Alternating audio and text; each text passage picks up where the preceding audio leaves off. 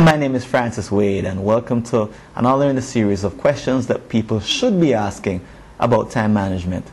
This is the fourth in the series, and the fourth question is it easier to start your own time management system or to mimic someone else's? Well, it all depends. It depends on the kinds of habits that you're interested in learning. Time management, there's two kinds of habits, type A or type B. Type A habits are those that you're learning for the first time. They're pretty easy to learn, and if you're to watch small kids, like a small kid learning to the martial art for the first time, they pick it up as if it's not a problem. Same for languages. Type B habits, however, are more difficult. They're intended to replace or supplement old habits, and they're much more difficult to learn. This is the reason why most people have difficulty losing weight, because they already have habits that they need to change. Unfortunately, most of our time management habits are type B. And there's two kinds of approaches that we could use. The first is what I call the forceful approach.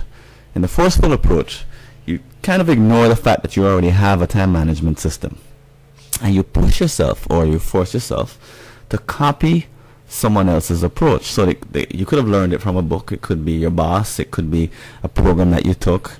It could be something that you got from the internet. It could be some tips that you picked up.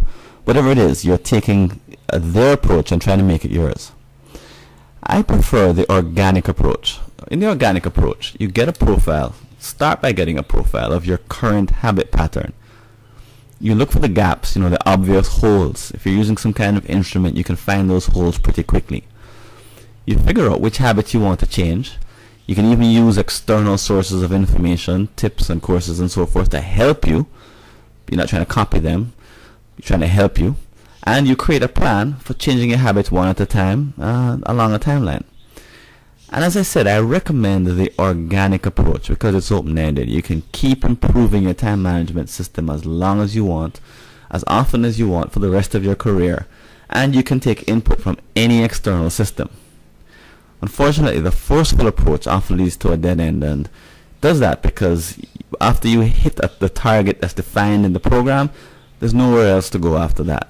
If you'd like to hear the other 19 videos in this particular series of frequently asked questions or questions that you should ask, visit mytimedesign.com/20VIDSNOW. It's 20 vids now.